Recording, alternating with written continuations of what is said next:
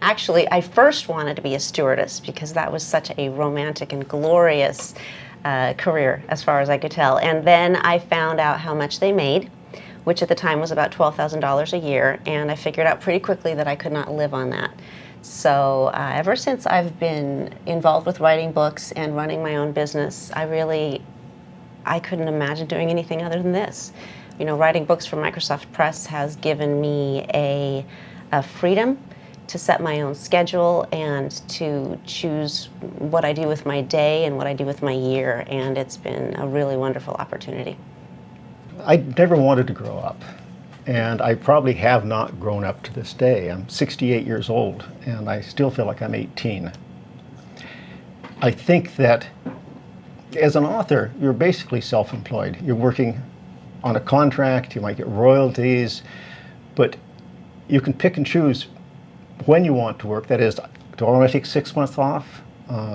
My habit for the last 30 years has been to work really hard for 8 months to a year and then take 6 months, a year, 2 years off, or go on the road traveling around the country or wherever and keep working just lightly on one book. So I can do it any place. Nowadays with the internet you can work any place in the world you want to, at any schedule you want to. And to me, something like this is the ideal job.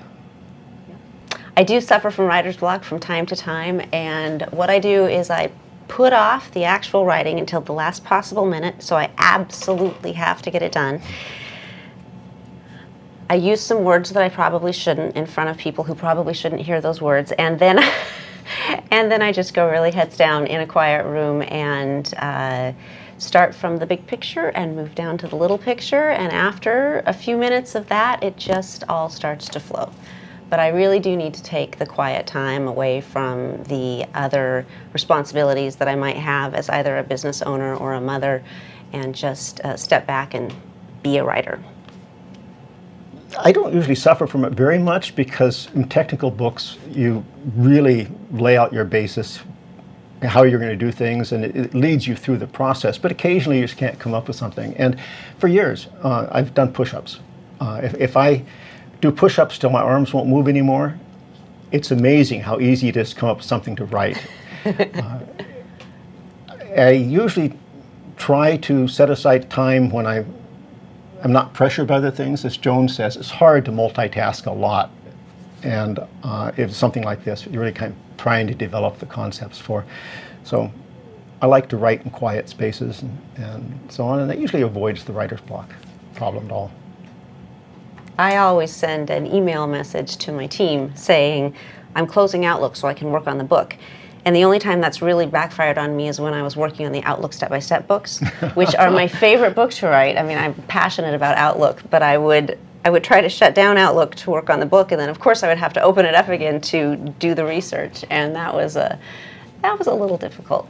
But in general, well, nowadays we use a fictitious name to do that, so we can open somebody else's Outlook. I know, and then I can send messages on their behalf. When I'm not writing for press, I am fortunate to work with an amazing team of publishing professionals at Online Training Solutions, and we are involved not only with the content that I create, but then with content that other authors create as well. And I have been fortunate to have the opportunity to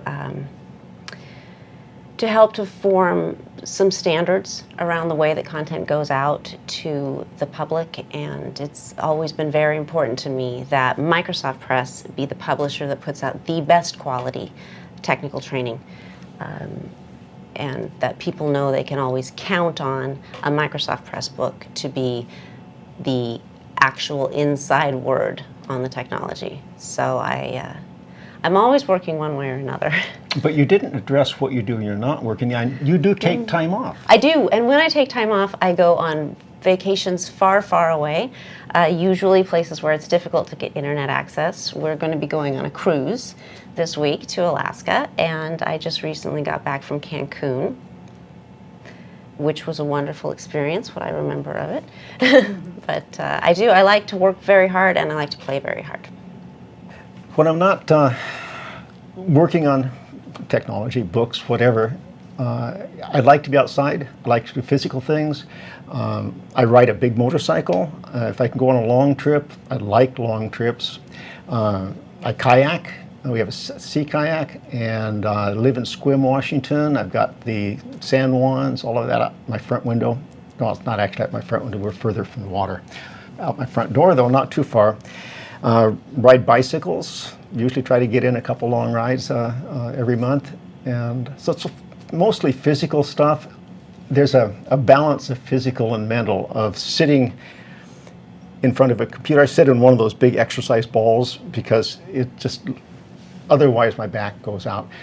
And balancing that physical and mental is really important in your life. It's probably Steve.